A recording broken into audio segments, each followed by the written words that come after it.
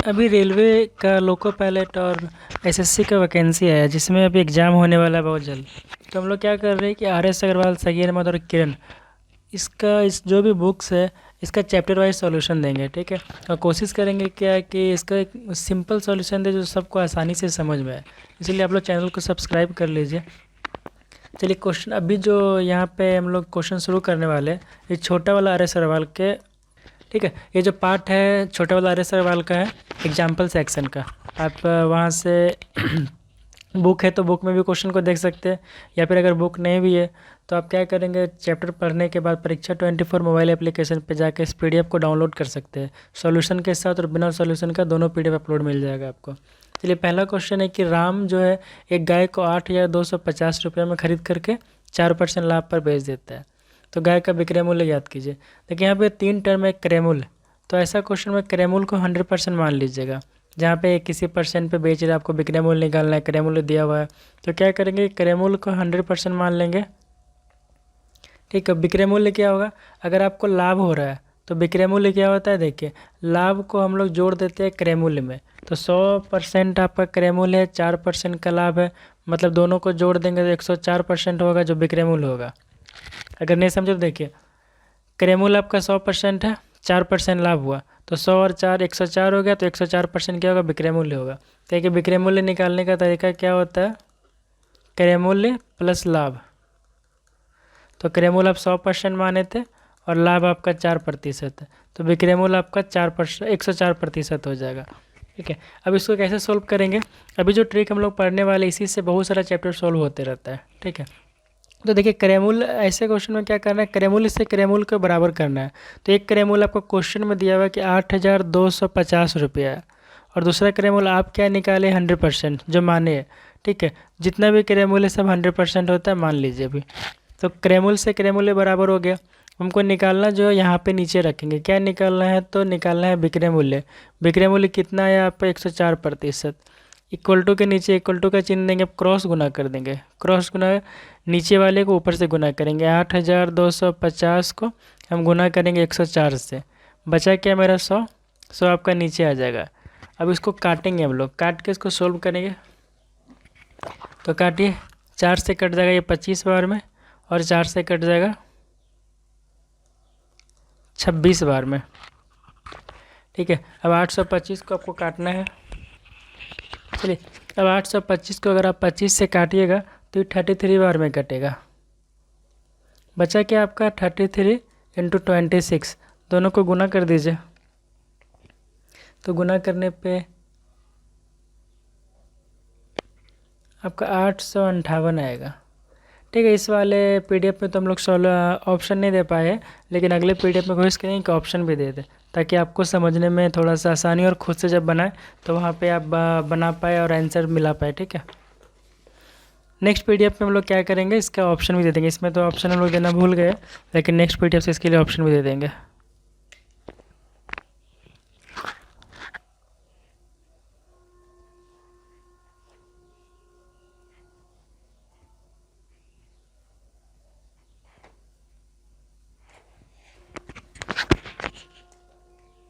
और यहाँ पे एक छूट गया था, यहाँ पे 0 था, तो 33 के आगे 0 लगा देंगे। तो 33 गुना 26 कितना हुआ था, 858, और एक यहाँ पे 0 था, वहाँ पे 0 को बैठा देंगे। तो 8,580 रुपया आपका आंसर होगा।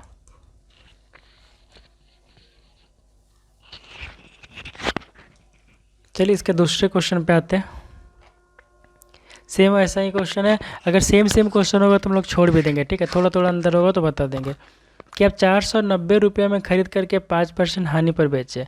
तो 490 में ख़रीदा है, 90 में ख़रीदा है, तो क्या हुआ, क्रय मूल्य 100% मान लेंगे, और क्रय मूल्य क्वेश्चन में 490 दिया हुआ है, तो क्रय मूल्य से क्रय मूल्य बराबर कर देंगे। अब बोल रहा 5% हानि पर बेचा, तो 100% का सामान को अगर आप 5% हानि पर बेचेंगे तो कितना में बेचेंगे, 95% में। ये हानि को घटा देते हैं क्रय मूल्य में, तो जो बचता है विक्रय मूल्य कहलाता है। यानी कि आपका क्रय मूल्य 100 था, हानि आपका 5% था, तो दोनों को घटाने पर जो आता है उसको क्या कहते हैं, विक्रय मूल्य कहते हैं। विक्रय मूल्य निकालना है, निकाल लीजिए, 95% आया। जिसके वैल्यू निकालना है यहाँ नीचे रखते दिखाए थे, अभी बताए थे इसके पहले वाले क्वेश्चन में। क्रॉस गुना करेंगे 490 इंटू 95, और आपका जो बचा 100 नीचे आ जाएगा। अभी काटिए इसको, 5 से कटेगा 19 बार में, 5 से कटेगा ये 20 बार में, 0 से 0 कटेगा। अब 49 कटेगा आपका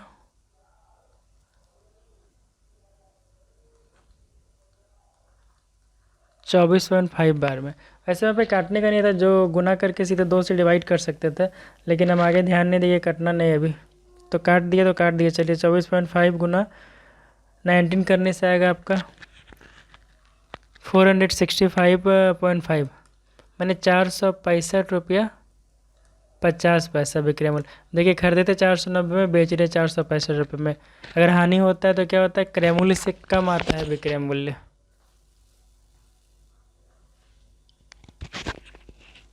ठीक है, इसके बाद के क्वेश्चन पे आते हैं। एक मेज को 517 में बेचे तो 10% का लाभ हुआ। ठीक है, अब देखिए 517 विक्रय मूल्य है और 10% लाभ हो रहा है, तो विक्रय मूल्य क्या हो जाएगा, 110%। यह होगा विक्रय मूल्य। और क्रय मूल्य क्या होगा, क्रय मूल्य हमेशा 100% होता है। तो यहाँ पे उल्टा आपको लिखना है, क्या है कि उल्टा नहीं लिखना, मतलब विक्रय मूल्य से विक्रय मूल्य बराबर करना है कि रुपया में जिसका वैल्यू दिया रहता है परसेंटेज में उसका वैल्यू हम लिखते हैं।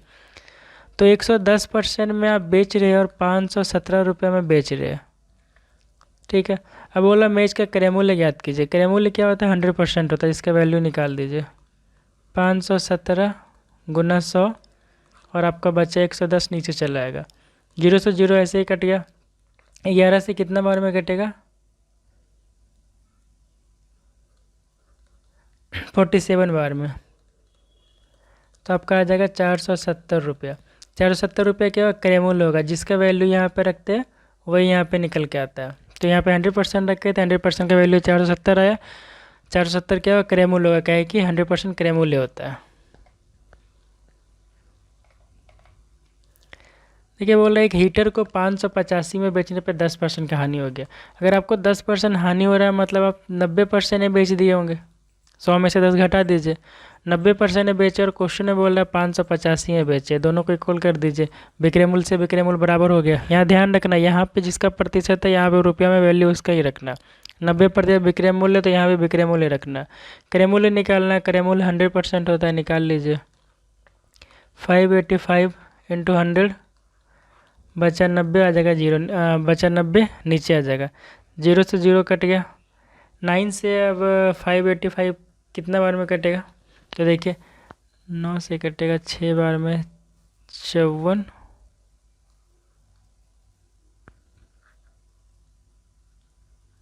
और बचा 4 45। ठीक है, 69 इंटू 10 कितना हो जाएगा, 690। मतलब क्रय मूल्य जो होगा 690 रुपये में होगा। ठीक है, देखिए इसको निकालना आसान है। ठीक है, ऐसा क्वेश्चन आप समझ गए होंगे। ये सारा क्वेश्चन एग्जाम्पल छोटा वाला अरे सवाल का एग्जाम्पल नंबर 4 था, छोटा वाला सवाल देख सकते हैं आप लोग। एक घड़ी को 1440 में बेचने पे 10% का हानि होता है, मतलब 90% में बेच दिए अगर आपको 10% हानि हो रहा है तो, और 1440 में बेच दिए होंगे। ठीक है, दोनों विक्रय मूल्य बराबर हो गया। अब पूछ रहे किसी कितना में बेचे कि 15% लाभ। अब देखिए यहाँ पे प्रतिशत रखने के लिए क्या रखेंगे आप, 100 नहीं रखेंगे, क्या है कि ये क्रय मूल्य निकालना है, हमसे पूछ रहा है कि कितना प्रतिशत कितना में बेचे कि 15% लाभ हो। तो 115% में बेचेंगे तब तो 15% लाभ होगा, तो 115% का वैल्यू निकाल दीजिए। बाकी का जो क्रॉस गुना कर रहे थे सेम वैसा ही रहेगा। 0 से 0 कट गया।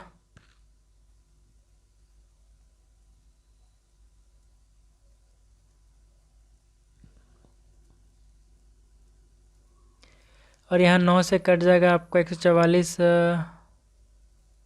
16 बार में। बचा क्या, 16 गुना 115। अब 16 गुना 115 करके देखिए कितना आता है, 1840। यहाँ पे 1840 लिख दीजिए, तो आपका 1840 रुपया होगा। 16 गुना 115 करेंगे तो 1840 रुपया होगा। मतलब अगर 15% लाभ चाहिए तो 1840 में बेचना पड़ेगा। चलिए अगले क्वेश्चन पे आते हैं। एक साइकिल को 2070 में बेचने पर व्यक्ति को 15% लाभ होता है। ठीक है, जब 15% लाभ हो रहा है इसका मतलब कि आप 115% में बेचे होंगे, और 2070 में बेचे तब 15% लाभ हो, इसलिए दोनों इक्वल हो गया। कितना में बेचे कि 25% लाभ हो, तो 125% में बेचना पड़ेगा। 2070 गुना 125/115। इसका आंसर अब आप लोग खुद से सोल्व कीजिएगा। वैसे अगर आपका इसके लिए आंसर बता देंगे 2250 रुपया, इसका आंसर 2250 रुपया भी। ऐसा क्वेश्चन तुरंत बनाए, इसीलिए आप लोग खुद से बनाइएगा। नेक्स्ट पीडीएफ बनाएंगे तो हम लोग ऑप्शन डाल देंगे और साथ में जो सही आंसर है वो भी डाल देंगे, ठीक है, ताकि आप लोग को समझने में बनाने में थोड़ा आसानी हो। अब देखिए हर बार इसके पहले क्वेश्चन देखिए, परसेंटेज 2 बार दिया हुआ था कि 15% लाभ पर बेच रहा है, फिर 25% लाभ पे मूल्य निकालना था। यहाँ पे परसेंटेज एक ही बार दिया हुआ है और रुपया 2 बार दिया हुआ है कि 1024 में बेचिए तो 20% लाभ हुआ। तो इसको हम लोग ऐसे लिखेंगे कि 1024 में बेच दिए तो 20% का लाभ हुआ, मतलब 120% में बेच दिए। अब ऐसा इसलिए लिखेगा है कि दूसरा प्रतिशत है ही नहीं था इधर लिखने के लिए, इसलिए रुपया से निकाल लेंगे। बोले इस वस्तु को 1472 में बेचे तो कितना प्रतिशत लाभ होगा, तो 1472 में बेचे तो कितना प्रतिशत लाभ होगा। देखिए काम तो सब सेम ही करना है।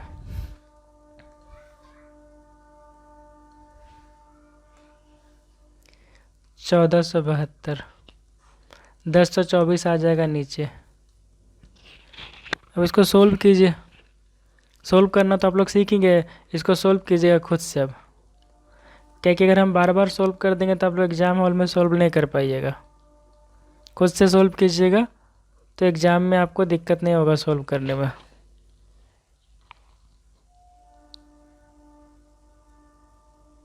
वैसे अगर इसको काटेंगे तो यहाँ पे आता है 115 आता है काटने के बाद 115%, ठीक, इधर प्रतिशत है तो 120% है, इसको काट छाट के आया 115%, तो क्या हुआ, कितना प्रतिशत लाभ हुआ, तो 115 आ रहा है। इसका मतलब क्या हो गया कि अब 15% का लाभ हो गया। 100 से जितना ज़्यादा आएगा उतना लाभ होगा, 100 से कम आएगा तो हानि होगा। अगर जैसे कि 15 आया, 100 से 15 एक्स्ट्रा आया तो 15% लाभ हुआ। अगर 90 आता तो क्या 10% हानि होता है कि 100 से 10 कम आया। 100 से ज़्यादा आएगा, 100 से 15 ज़्यादा आया तो 15% लाभ हुआ। 100 से अगर 20 ज़्यादा आता है, 120 आता है तो 20% लाभ होता है। ज़्यादा आएगा तो लाभ, कम आएगा तो हानि। यही इसका आंसर है।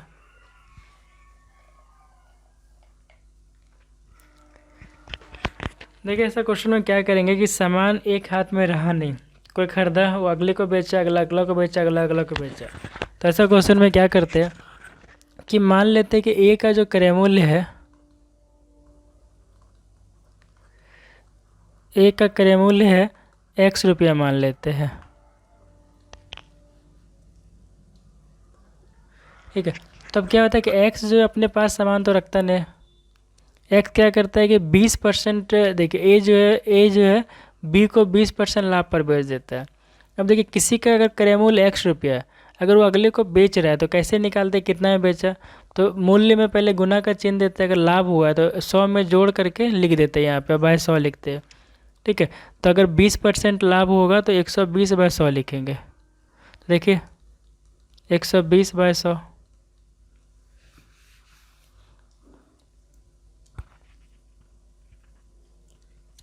अब बी क्या करता है, खुद के पास नहीं रखता है, बी भी किसी को बेच देता है। बी बेचता है किसको, देखिए बी भी है सी को बेच देता है, कितना पे, 10% हानि पे। तो 10% हानि पर बेच रहा है, मतलब 90/100 हो जाएगा, ठीक है। अब क्या करता है सी को 10% हानि बेचता है, और सी भी क्या करता है, इसको डी को बेच देता है, और ये 5% लाभ पर बेच देता है। तो अब देखिए यहाँ से ए क्या किया, बी को दे दिया, बी क्या किया, सी को दे दिया, सी कर दे दिया डी को। तो जो लास्ट में डी से गुना, मतलब कि यहाँ से चलना शुरू हुआ, लास्ट में सामान डी तक पहुँच गया, और डी तक पहुँचते पहुँचते इसका मूल्य कितना हो गया, 1814.40। तो ये जो यहाँ जो मूल्य रखेंगे किसका रखेंगे, जिसको लास्ट में सामान मिला है। लास्ट में देखिए डी को मिला है।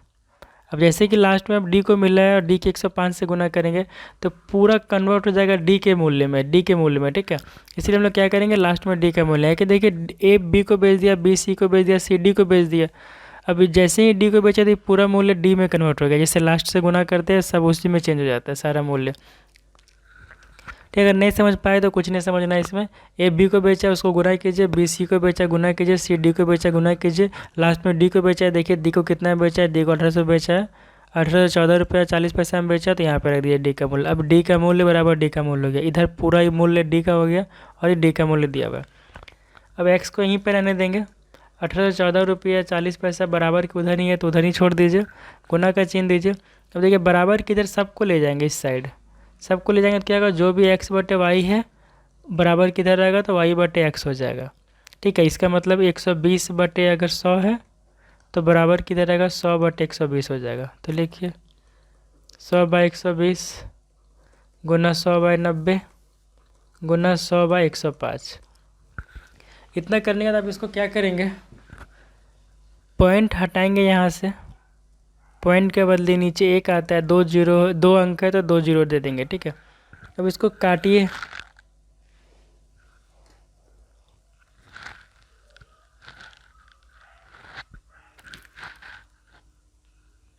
चलिए इसको काटते हैं।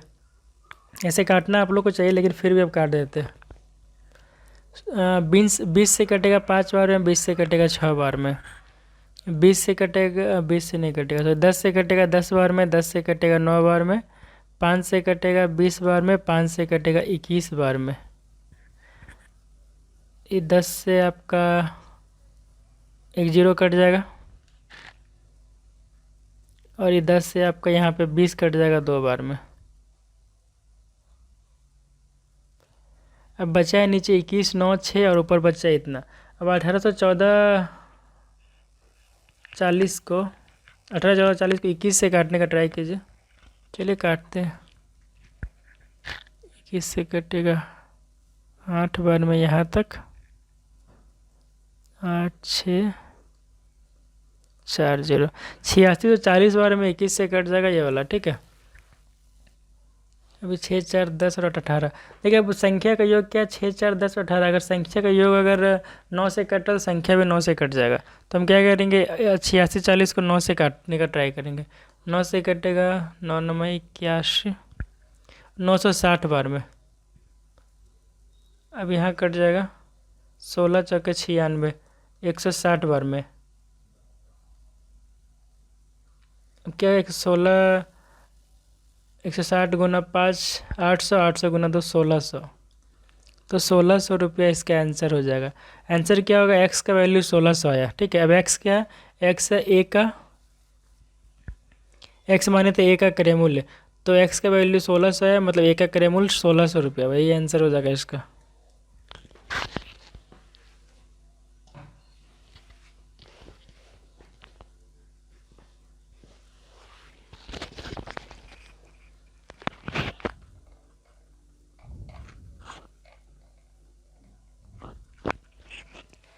देखिए क्वेश्चन में बोला जा रहा है कि एक व्यक्ति जो अपने 2 मकान को प्रत्येक को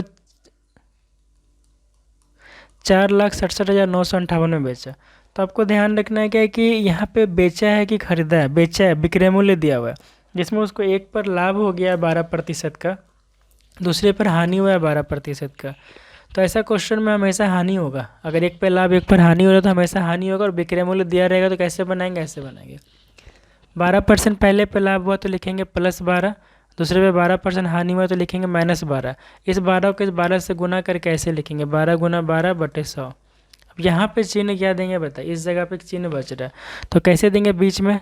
तो देखिए यहाँ पे एक प्लस का निशान है, एक प्लस है एक माइनस है, अगर दोनों अलग अलग चिन्ह होगा तो हमेशा माइनस होगा, गुना करने पर यहाँ पे माइनस होता है। ठीक है, दोनों को गुना किए ना, 12 को 12 से गुना किए तो गुना के देखिए दोनों अलग अलग चिन्ह, एक यहाँ पे प्लस है एक यहाँ पे माइनस है, तो प्लस और माइनस या फिर माइनस और प्लस दो अलग अलग चिन्ह को गुना करते तो माइनस होता है, इसीलिए यहाँ पे हम लोग माइनस लिखेंगे। ठीक है, अगर दोनों सेम चिन्ह रहता गुना करते तो प्लस होता।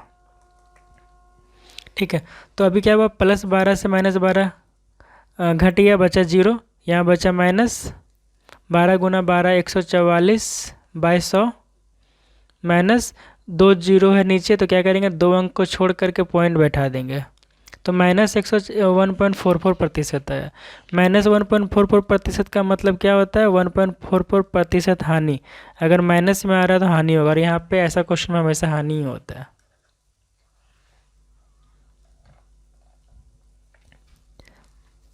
देखिए, एक फल विक्रेता 33 केला बेचता है।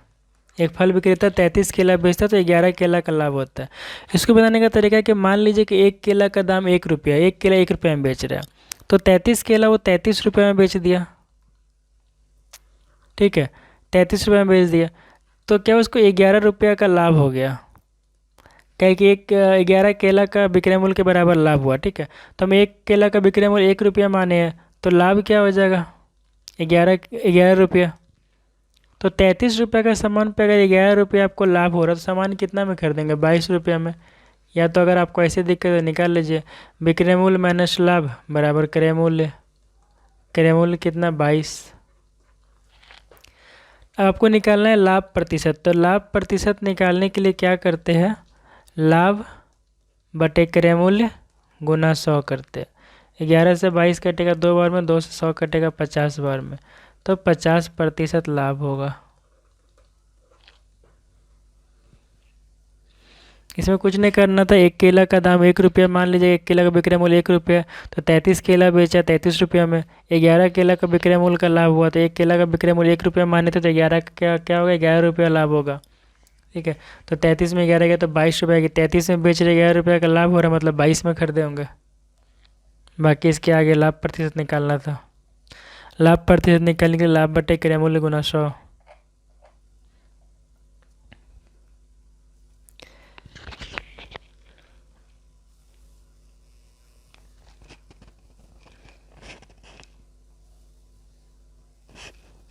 देखिए, अब क्वेश्चन क्या है कि हरी 25 किलो चावल खरीदता है 16 रुपये के हिसाब से, और 35 किलो खरीदता है 20 रुपये के हिसाब से, और मिश्रण को बेचता है 19 रुपये 25 पैसा के हिसाब से। तो लाभ प्रतिशत हानि क्या होगा। क्वेश्चन में लाभ या हानि का प्रतिशत पूछा था, लाभ प्रतिशत व हानि प्रतिशत क्या होगा। आप चाहे तो ऐसा क्वेश्चन को 25 और 35 लेके भी बना सकते हैं, लेकिन कैलकुलेशन लंबा होगा, थोड़ा सा छोटा करेंगे। क्या करेंगे, 25 और 35 का अनुपात निकाल लेंगे, 5-7। मतलब आप 25 केजी के जगह पे 5 खरीदिए, 5 केजी खरीदिए, और 35 के जगह पे 7 केजी खरीदिए, बात बराबर है। ठीक है, तो 25 केजी के जगह पे हम क्या लिख लेंगे, 5, और 35 के जगह पे क्या लिख लेंगे, 7। ठीक है, सेम ही निकलेगा आपका।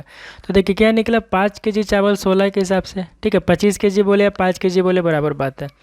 तो 25 की जगह 5 बोल रहे, 5 केजी खरीदा है 16 के भाव से, तो क्या हो गया, कुल यहाँ पे लगा उसको 5 गुना 16 प्लस 35 की जगह पे 7 लिखना है, क्या अनुपात में निकाले, 25-35 का वही अनुपात है जो 5-7 का। तो हम क्या किए, 7 केजी खरीदे 20 के हिसाब से।